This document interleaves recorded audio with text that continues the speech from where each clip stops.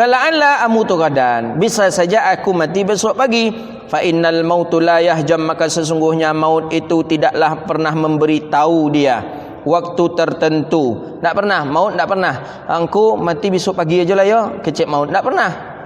Kalau bisa mode itu pasti kita tunda dulu. Ajalah besok pagi agak siang lah seketik kata awak, kan bisa aja. Tak pernah, maut tak pernah mengatakan kita engkau mati malam aja lah ya. Jangan malam lah, pagi aja lah. Tapi kau dapat siap sudah subuh kata kita. Apa dia siap subuh kata maut? Karena ambus sudah semayang subuh kata kita kepada maut. Tak pernah. La yahjamu fi waqtil maksus. Tidak pernah mati itu menentukan waktunya kepada kita. Wa halil maksus, naklah pernahnya menyebutkan kepada kita hal keadaan kita. Angku besok meninggal mana angku nio dia teh tempat tidur atau dia teh aspal. Jadi nang kecak awak ancak dia teh tempat tidur lagi tempat tidurlah. Tak pernah.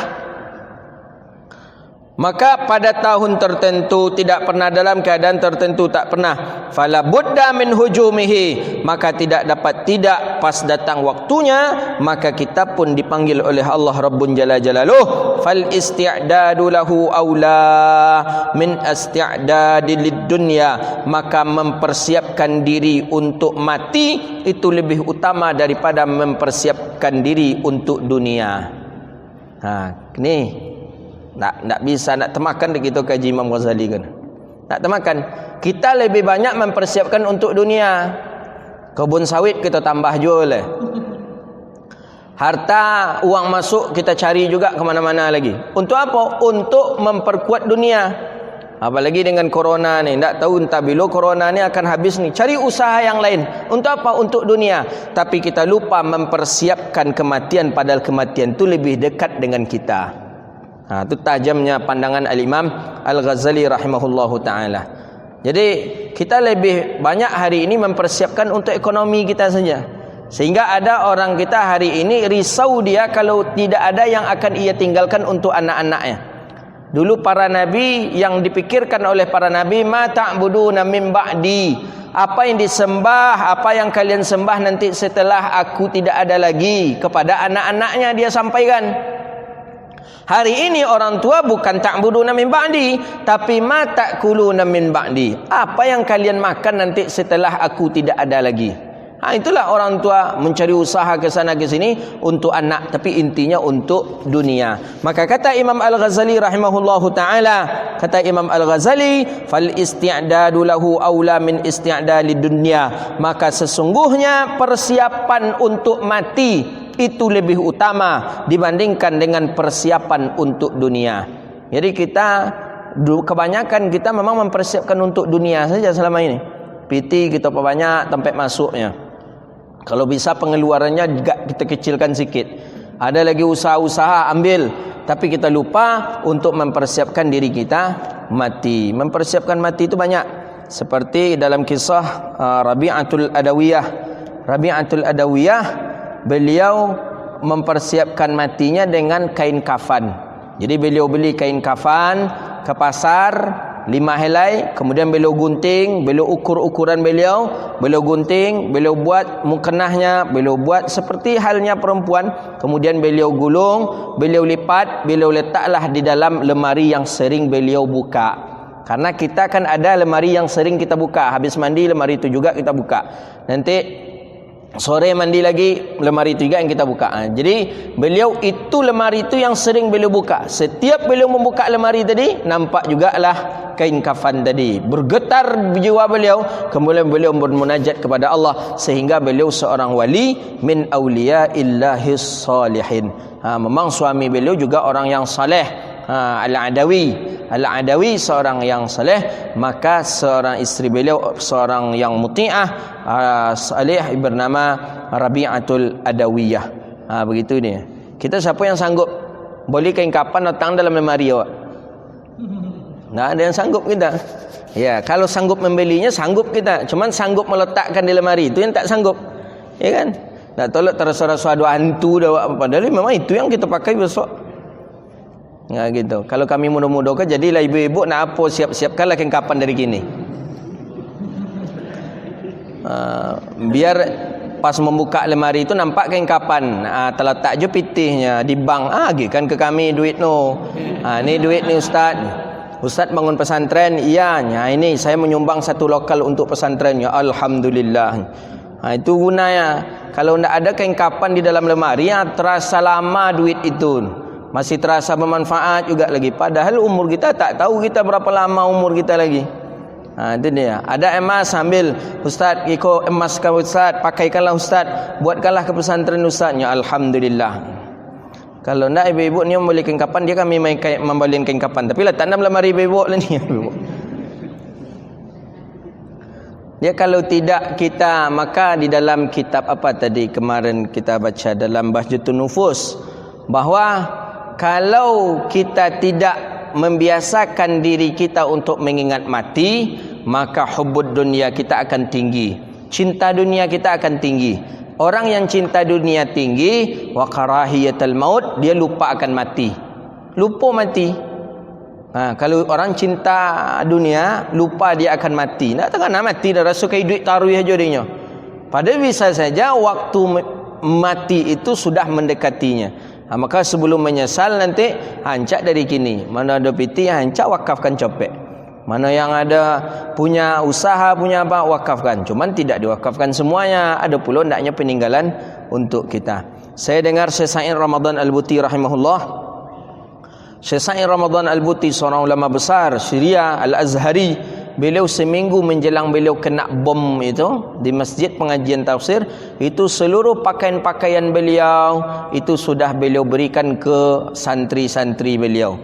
Jadi pakaian beliau ada jubahnya, ada imamah sorbannya, ada ridak selendangnya. Itu beliau berikan itu seminggu beliau sebelum beliau meninggal dunia. Jadi ketika beliau meninggal dunia, beliau tidak ada membawa apa-apa lagi. Itu yang elok. Tapi ketika awak meninggal dunia, harta masih banyak, bisa saja kalau anak berkelahi, awak juga yang kena azab di dalam tanah kita. Wa anta ta'lam, dan engkau mengetahui, kata Imam Al-Ghazali, ilmul yakin, engkau yakin, kata Imam Al-Ghazali, annaka la tabqa fiha, engkau tidak akan kekal di dunia.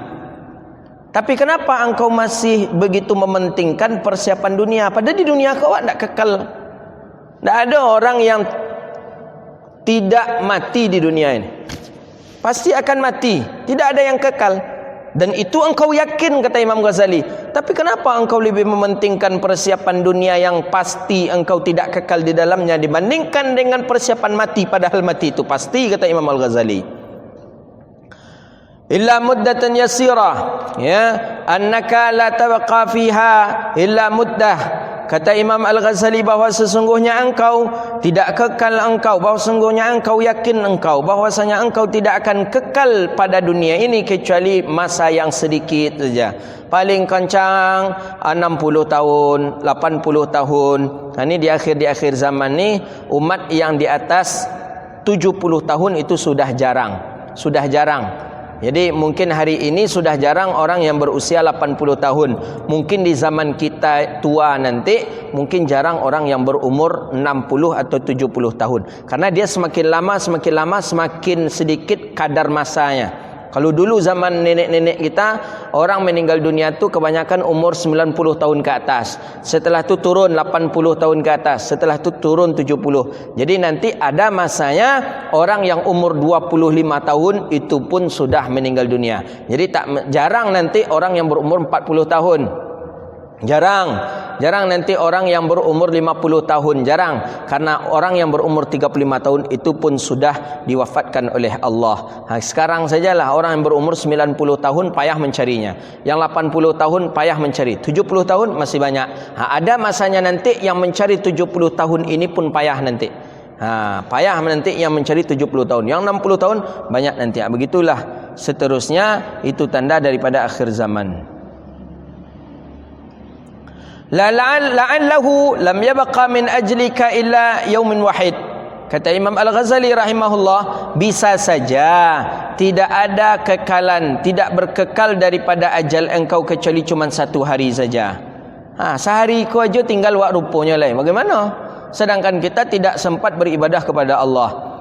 sedangkan kita tidak sempat untuk bermunajat kepada Allah, kita tidak sempat untuk mohon ampun kepada Allah Subhanahu wa taala. Illa yaumin wahid au nafsin wahid. Nak nyawa kita hari ini aja yang ada.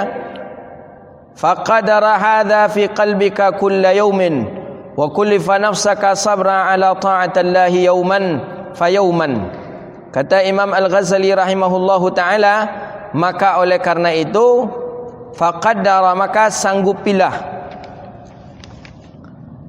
daripada diri engkau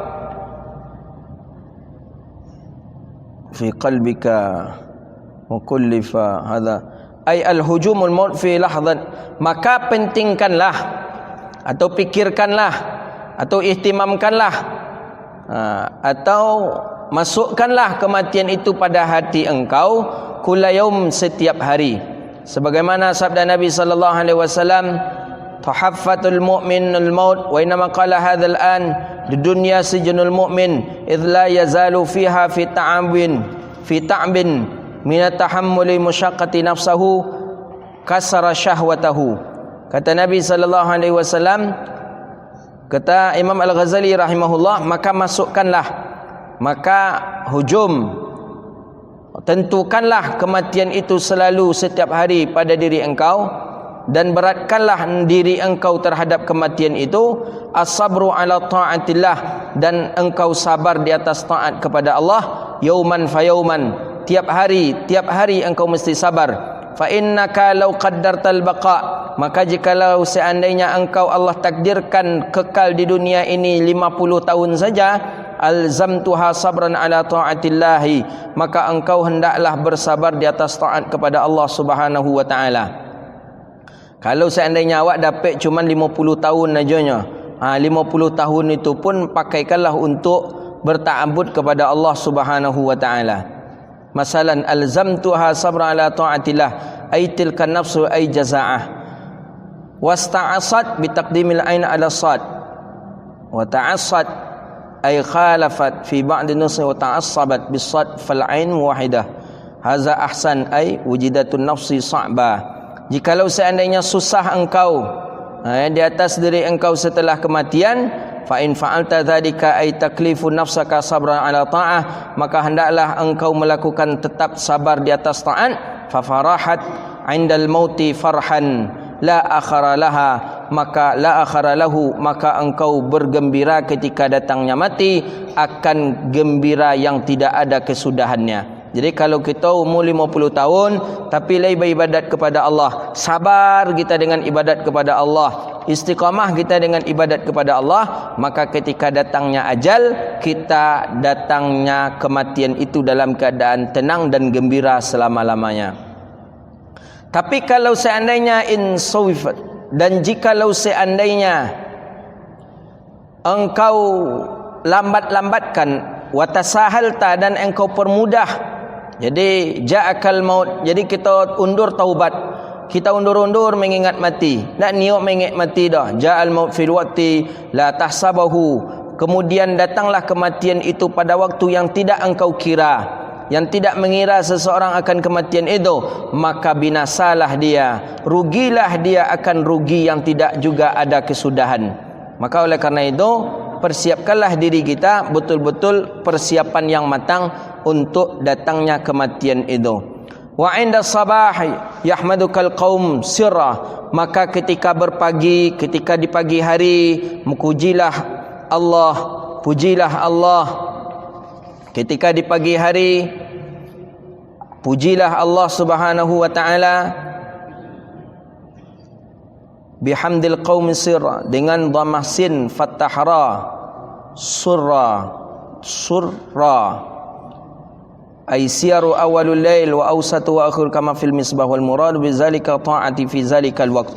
Dan ketika waktu subuh, hendaklah engkau memuji Allah Rabbun Jalla Jalaluh, memuji Allah Rabbun Jalla Jalaluh. Wa indal mauti yaktikal khabarul yakin, dan ketika dan kematian itu datang kepada engkau dengan berita yang sangat yakin. Maka oleh karena itu, ketika datangnya kematian itu dan engkau sedang dalam keadaan berubudiyah kepada Allah Subhanahu wa taala, Wa idza arsyadnaka ila tartibil awrad, dan apabila telah kami tunjukkan engkau kepada tertib daripada wirid-wirid amalan-amalan itu, maka bacalah, sebutlah. Fal nuzakkir laka, maka begitu juga kami ingatkan bagi engkau kaifiat salat, kaifiat puasa, dan adab-adab dalam salat dan puasa, dan adab menjadi imam dan makmum, dan begitu juga adab Jumat. Jadi maksud Imam Al-Ghazali di ujung ni, telah selesai kami ingatkan kalian, kami berikan kalian wirid-wirid sebelum tidur, amalan-amalan sebelum tidur, maka kami ajarkan pula kalian kaifiat tentang salat, kami ajari pula kalian kaifiat tentang puasa, dan adab-adab tentang salat dan adab-adab tentang puasa, dan begitu juga adab imam dan makmum, dan adab daripada Jumat. Jadi intinya adalah Imam Al-Ghazali ini memberikan pandangan kepada kita bahawa sesungguhnya kematian itu pasti. Karena kematian itu suatu perkara yang pasti, maka ambil pelajaranlah dia. Apa pelajaran yang kita ambil? Bahawa kita tidak boleh terlengah dengan dunia ini. Bisa saja mati itu di depan kita, bisa saja mati itu lama. Karena mati itu kita satu pun tidak mengetahuinya, maka selalulah persiapkan diri kita akan kematian itu. Sama halnya dengan polisi yang razia. Kita tak pakai helm, helm tak ada, helm tak ada. Anggapan kita ini polisi tidak ada razia. Buktinya kemarin kita lewat itu tak ada orang razia, tidak ada razia. Pas ketika kita pakai helm, orang tak ada razia. Tapi besoknya kita pas lewat di sana, kita tak pakai helm, orang razia. Akhirnya kena tangkap, nak lari tak bisa, akhirnya kena tilang, mati pun seperti itu. Ketika kita ibadah kepada Allah, mati belum datang. Ternyata ketika duduk di kedai maksiat, ketika kita sedang melakukan maksiat, mati itu datang kepada kita. Mana yang sia-sia? Yang pertama tadikah sia-sia memakai helm tapi orang tak razia, atau tak pakai helm ternyata orang razia? Mana yang lebih bahayanya? Lebih bahaya ketika kita tak memakai helm dan orang sedang razia. Ketika kita tidak sedang ibadah kepada Allah dan mati pun datang. Itulah mati mufajaah. Maka ulama tasawuf mengatakan meninggal mufajaah itu ada dua prinsip dari pandangan ulama. Mufajaah itu mati tiba-tiba saja. Pandangan pertama mengatakan mati mufajaah itu boleh dan elok. Yang kedua, mati mufajaah itu tak elok. Tapi banyak ulama mengomentari bahawa mati mufajaah itu mati yang tak elok. Kenapa mati mufajaah mati yang tak elok? Dikhawatirkan kalau mati itu tiba-tiba memang kita sedang tidak dalam ibadah. Sedang duduk je kawan menggunjingkan orang, hati boleh tegang aja leh. Atau sedang nak pergi ke tempat maksiat, mati. Macam mana? Itu mati mufajaah. Tapi kalau mati mufajaah sedang dalam majlis ilmu, alhamdulillah elok. Atau sedang dalam keadaan salat, alhamdulillah baik. Atau sedang bersilaturahmi ke rumah orang, mati mufajaah, mati yang elok. Tapi intinya mati itu perkara yang mesti dan perkara yang wajib ada pada diri kita. Kadang bercerita mati kau memang senang ya, tapi kadang diingat-ingat pula kau pulang ke rumah balik tak kena pula dah awak cerita mati. Tapi macam mana lagi? Ya. Iza jaa ajaluhum la yastakhiruna sa'atan wa la yastaqdimun. Tapi Allah Maha mengetahui, para malaikat pun mensaksikan bahawa kita duduk di rumah Allah, duduk dalam majlis ilmu membahas tentang kematian.